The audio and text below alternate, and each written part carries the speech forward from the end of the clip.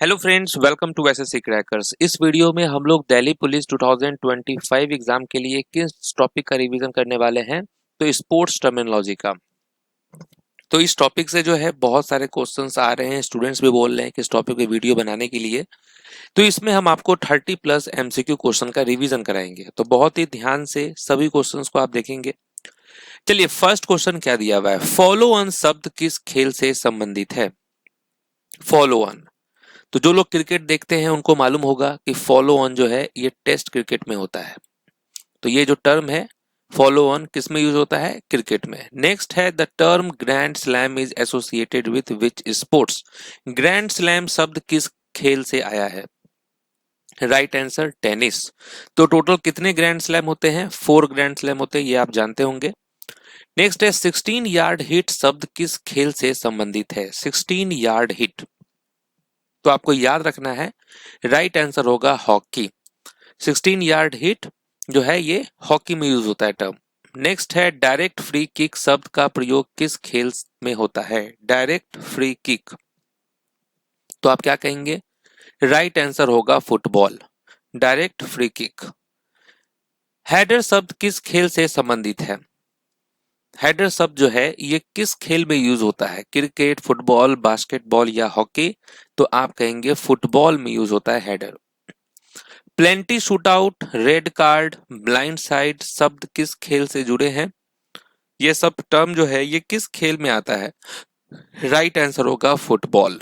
Football याद रखना है आपको। नेक्स्ट है स्पाइक को किस नाम से जाना जाता है। Spike in volleyball is also known as. तो जो लोग वॉलीबॉल खेलते हैं उनको मालूम होगा कि स्पाइक को जो है स्मैश के नाम से जानते हैं। Round off, cartwheel, hand stand किस खेल से संबंधित है। ये सब जो टर्म आप देख रहे हैं, round off, cartwheel, handstand, are related to which sports. तो आप कहेंगे जिम्नास्टिक। जिम्नास्टिक में ये सभी टर्म्स का यूज होता है। पार टेरे शब्द किस खेल से गया है। ये जो टर्म है पार टेरे, ये किस खेल से जुड़ा हुआ है। राइट आंसर क्या होगा, रेसलिंग। कुश्ती अगर आप देखते हैं तो आपको मालूम होगा ये टर्म पार्टेरे। नेक्स्ट है the term flagrant foul is related to which sport. Flagrant foul शब्द किस खेल से संबंधित है, बहुत यूज होता है ये। राइट आंसर होगा बास्केटबॉल। फ्लैग्रेंट फाउल किस में यूज होता है, बास्केटबॉल में। नेक्स्ट है प्यादा किस खेल से संबंधित है। The pawn is associated with which game. Right answer chess हो जाएगा। लिब्रो शब्द किस खेल से आया है। लिब्रो शब्द किस खेल में यूज होता है। ये क्वेश्चन बहुत बार पूछा गया एग्जाम में लिब्रो के बारे में, आप कहेंगे वॉलीबॉल। याद रखना है, लिब्रो वॉलीबॉल से रिलेटेड है। एंकर रनर शब्द किस प्रतियोगिता से संबंधित है। The term anchor runner is associated with which event. किस खेल में यूज होता है, रिले रेस। जो रिले रेस होता है, रिले दौड़, उसमें यूज होता है anchor runner. The term penalty corner is related to which sport. Penalty corner किस खेल से संबंधित है, तो आप क्या कहेंगे, हॉकी से संबंधित है penalty corner. The term straight drive is associated with which sport. आप लोग में से बहुत सारे ऐसे लोग होंगे जो सबसे ज्यादा प्रेफर करते होंगे क्रिकेट को, तो आप सबको मालूम है कि क्रिकेट में यूज होता है। चाइना मैन शब्द किस खेल से संबंधित है। अब ये जो टर्म है चाइना मैन, ये ऐसा टर्म है जो आप लोग बहुत कम लोग जानते होंगे, और ये स्पोर्ट्स आप जरूर देखते हैं, क्रिकेट। क्रिकेट आप देखते हैं, लेकिन चाइना मैन जो शब्द है इसको बहुत कम आप सुनते होंगे। शेक हैंड ग्रिप का प्रयोग किस प्रकार किया जाता है। In which of the following sports is the shake hand grip use. Shake hand grip जो है ये किस खेल से संबंधित है, आप कहेंगे टेबल टेनिस से संबंधित है।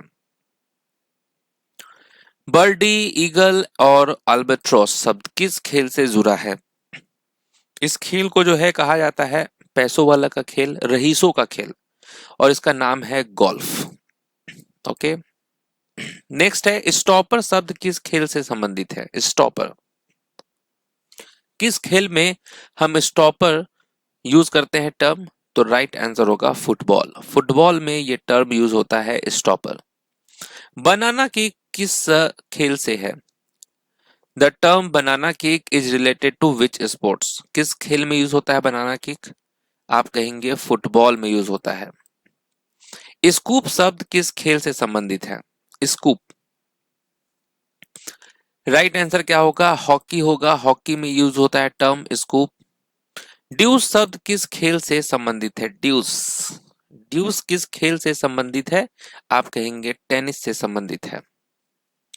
चूकर शब्द किस खेल से संबंधित है? The term chukkers is related to which game?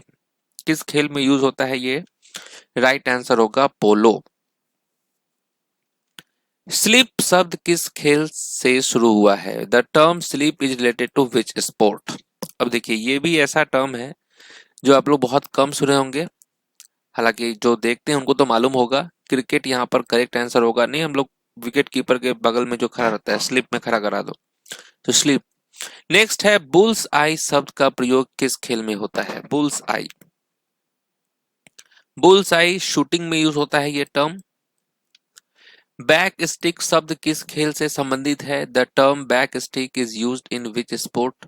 किस खेल में हम यूज करते हैं बैक स्टिक? आप कहेंगे हॉकी। हॉकी में ये टर्म यूज होता है। फाइल्स एंड रैंक का उपयोग किस खेल में होता है? Files and rank are used in which game? आप क्या कहेंगे? राइट आंसर होगा चेस। चेस में यूज होता है फाइल्स एंड रैंक। नेक्स्ट है the term checkmate is used in which of the following sports? Checkmate. Checkmate किस में यूज होता है? चेस में यूज होता है। मिंटोनेट किस खेल से संबंधित है? Mintonette is related to which of the following sports? आप कहेंगे वॉलीबॉल। बिशप शब्द किस खेल में उपयोग होता है? बिशप ये आपका यूज होता है चेस में। टाइम ट्रायल शब्द किस खेल से संबंधित है? The term time trial is associated with which of the following sports?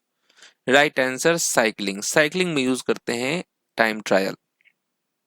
Late ball, stroke ball, no let are terms related to which games? किस गेम में यूज होता है ये सभी terms? Let ball, stroke ball, no let आप कहेंगे squash में use करते हैं हम लोग। In which of the following sports is डंक शॉट यूज? डंक शॉट किस खेल में प्रयोग होता है? Dunk shot. Right answer basketball.